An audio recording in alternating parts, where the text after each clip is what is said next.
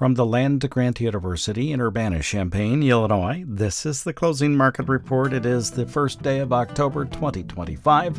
I'm Extension's Todd Gleason. Coming up, we'll talk about the commodity markets with Greg Johnson from TGM. That's TotalGrainMarketing.com. I'll detail for you how the government shutdown, the federal government shutdown, will impact USDA and its agencies. And then we'll turn our attention to the weather forecast with Drew Lerner at World Weather Incorporated in Kansas City on this Wednesday edition of the Closing Market Report that comes to you from Illinois Public Media. This public radio for the farming world, online, on demand, anytime you'd like at WILLAG.org. And there you can also find a way to make a donation in support of the ag programming. That's at willgive.org or WILLAG.org.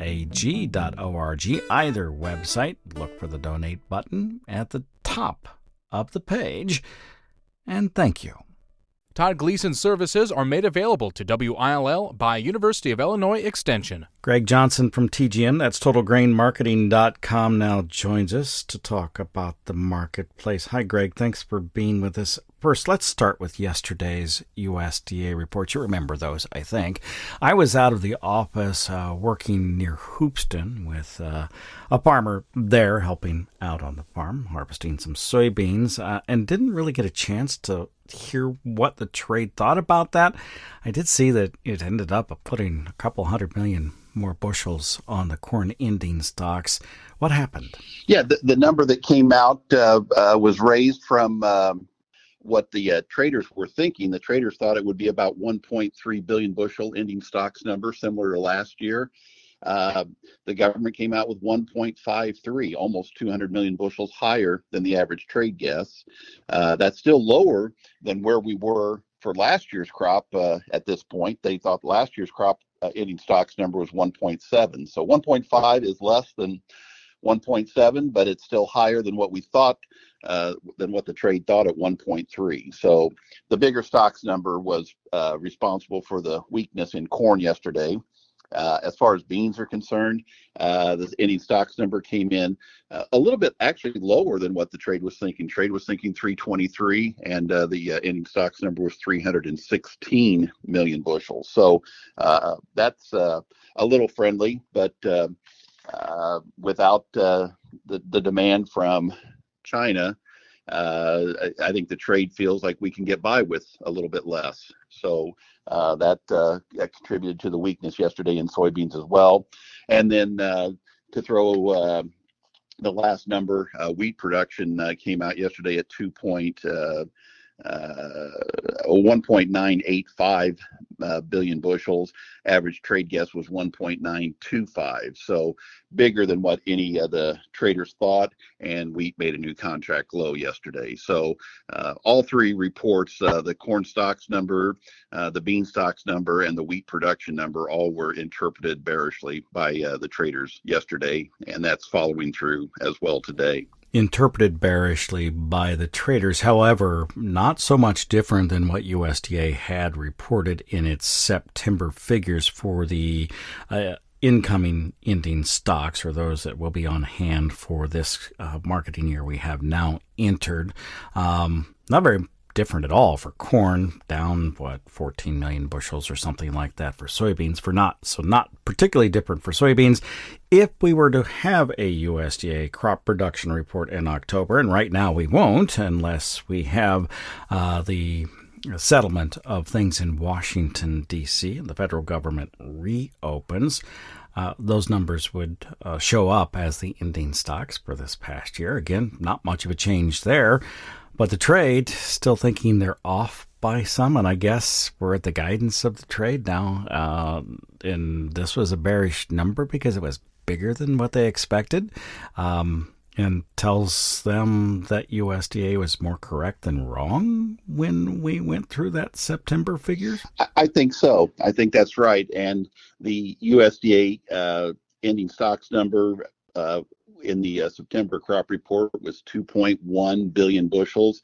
And so even if the traders are correct in thinking that the USDA needs to lower that yield of 186.7 down to something like 184 or 185, they probably will lower feed demand as well, based on the higher stocks number from this report yesterday. So the one offsets the other, and so even if you lower the yield, you'll probably lower the demand, and you'll still end up with somewhere around a 2 billion bushel carryout, if the government would happen to release an October supply and demand report. So it's hard to get too friendly on corn.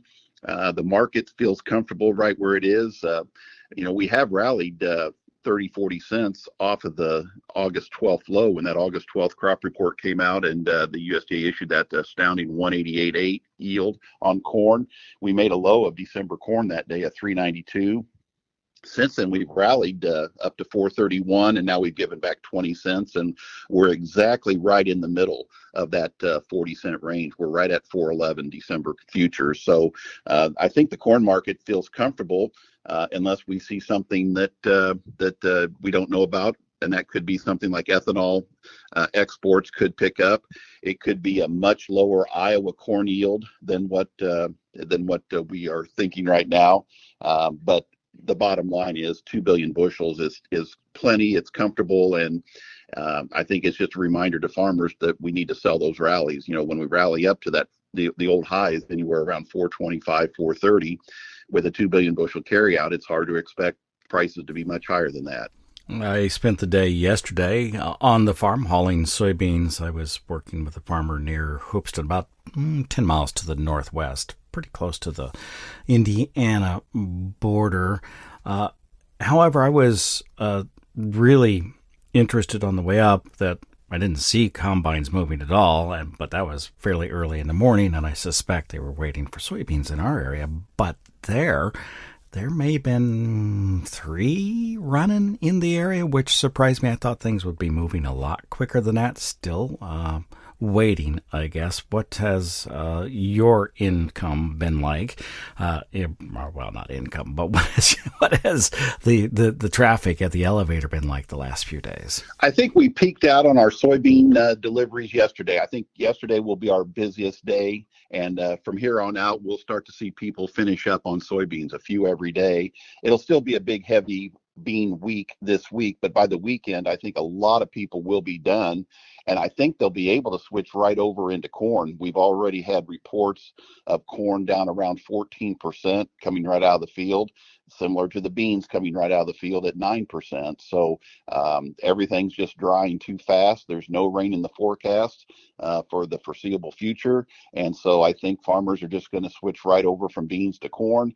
And I think this is a bean week. Next week will be a corn week. But as far as yields are concerned, we don't know where the beans are coming from, given how little rain we've had the last 45 days. Farmers are just amazed on good ground. Now, I will say on some lighter timber soil ground, and if you didn't get rain, that's a bad combination. And we are hearing bean yields in the 50s on that kind of a ground. But on the better ground, there's a lot of bean yields in the 70s, and every once in a while, some in the 80s. So we definitely wouldn't have expected those kind of yields in East Central Illinois, given the lack of rain over the last 45 days. But and I think the other thing to remember is we are in one of the drier pockets. I think if you get to Bloomington, McLean County, and then on west and north, they had more rain than we did this summer, and I think the yields will probably reflect that as we start to hear those yields. So we can't trade our own backyard, unfortunately. If everybody's crop was as poor and variable as ours,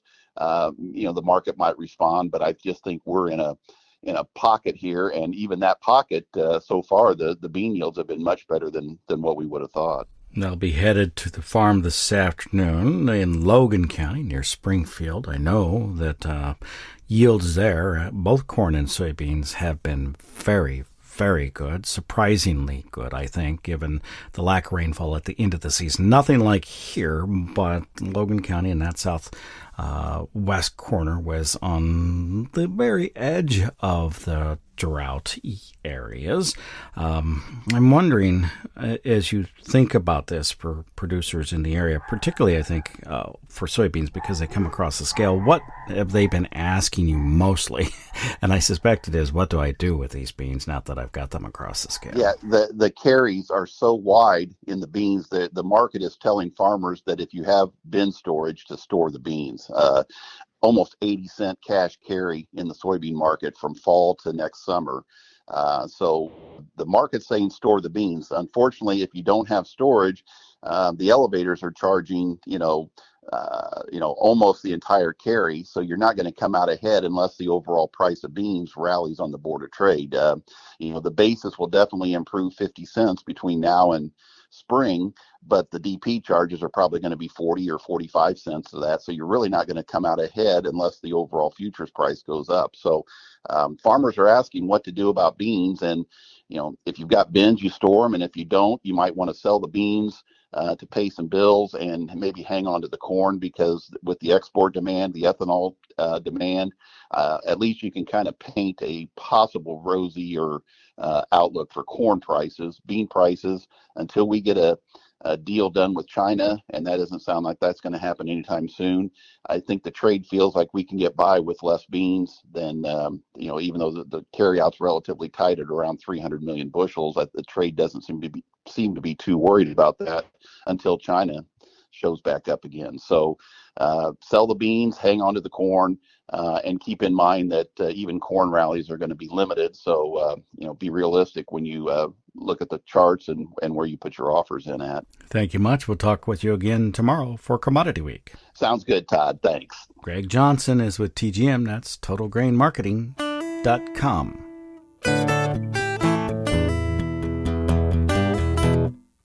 In today's agricultural news, here's how the federal government shutdown is expected to impact the United States Department of Agriculture. The 2025 USDA Shutdown Contingency Plan estimates about 42,000 staff, or roughly half the agency's employees, will be furloughed starting today. Mission-critical activities like food safety inspections and lab operations will continue. Non-mandatory data collection and most research will cease. The department submitted its tentative shutdown contingency plan to the Office of Management and Budget, and it does include a reduction in force or RIF provision, although there are no other details about which employees might be RIFed or permanently let go during the shutdown. The USDA plan suspends the majority of activities at the Risk Management Agency, Natural Resources Conservation Service, and NASS, or the National Agricultural Statistics Service, among others. The reports paused or not issued include the monthly USDA crop production and world and agricultural supply and demand estimates. Other activities that would stop include payment processing, regulatory work, and animal and plant pest and disease surveys. Now, during a shutdown, most employees are furloughed. This will include about 6,400 of the approximately 9,500 FSA employees.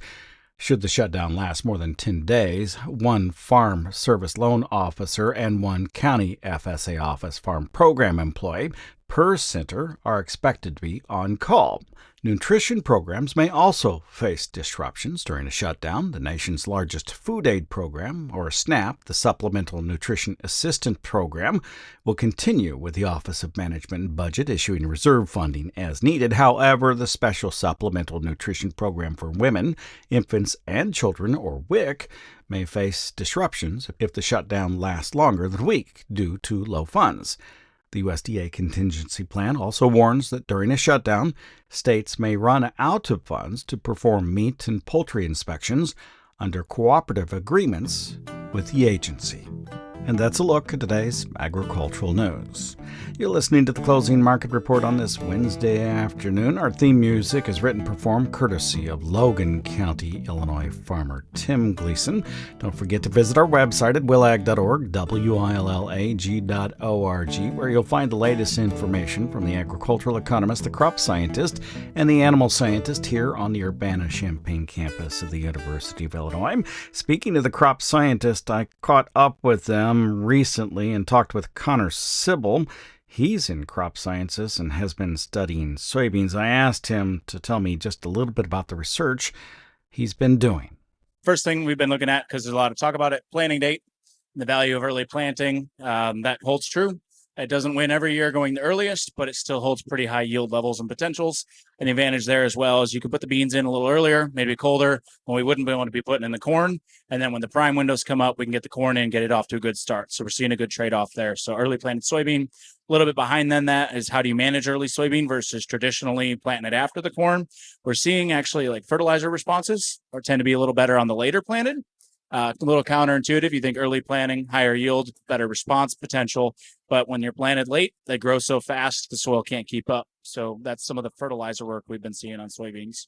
Is this the nitrogen work that you've been thinking about? Because I hear about that all the time, but I'm not sure that that's what you're talking about. Yep. So the nitrogen work would be Dr. Giovanni Prezafontes and Dr. Emerson Navziger working on some nitrogen on soybeans, inconclusive in spots. We're Correct. looking mostly at phosphorus applications in the springtime on that. Yeah, I wanted to make sure we got that out because I knew that sometimes you hear about nitrogen work and farmers can be, oh, I should put nitrogen on soybeans. The answer is no, not yet. But you're working on something entirely different. Correct. Phosphorus and then sulfur. And some of the sulfur comes with nitrogen, but really it's sulfur response that we're seeing there. Yep. Anything else before I let you go?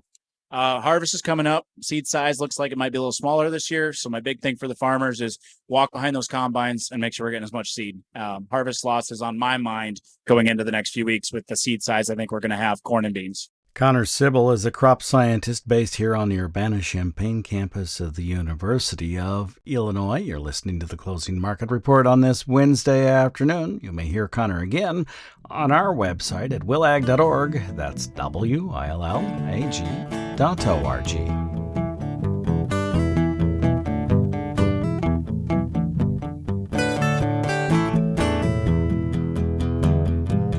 Drew Lerner at World Weather Incorporated in Kansas City now joins us to take a look at the weather forecast for the growing regions across the planet. Thank you, Drew, for being with us. Let's not start here because I think things are dry and for harvest, that's okay. We'll come back to that in a minute, but rather start in South America where they are in the midst of their planting seasons. I would think that Brazilian farmers ought to be moving. Did they get a little rain, and are they still getting rain? You know, when we got to mid-September, we had about a week there where there were some scattered showers and thunderstorms that occurred, and certainly the precipitation that evolved was really good where it did occur, but it wasn't well distributed. And that was a week ago, maybe a little more than that. And it's been very warm since then. We've lost all that moisture. The ground is very short once again. So that whatever crop was planted, it may have germinated, but it's probably not doing very well right now. And outside of that, I think any new planting is going to have to be dependent upon rains returning. Well, we have 10 days of dry weather still ahead here, and it's going to continue to be very warm to hot. So it won't be much longer, and you're going to hear a lot of noise coming out of Brazil because of the lack of moisture. It looks very much like last year, to be honest with you. So the earliest that we will start getting some rain to fall will probably be in the second weekend of the forecast, so 10 days plus from now. And from really the second half of October, we'll start doing a little bit better. I don't think we're going to be quite as dry as we were last year, but we're still going to have a slow evolution towards better rainfall. And in the meantime, it's pretty wet in southern Brazil. Some of the wheat crop down there is going to go through filling and maturation here soon in Rio Grande do Sul, and so they're going to need some drier weather soon down that way to protect that crop. But early season corn planting has the first season corn crop is off to a great start in the southern part of the country because it is raining periodically down there. Anything that we should discuss for Argentina for the day?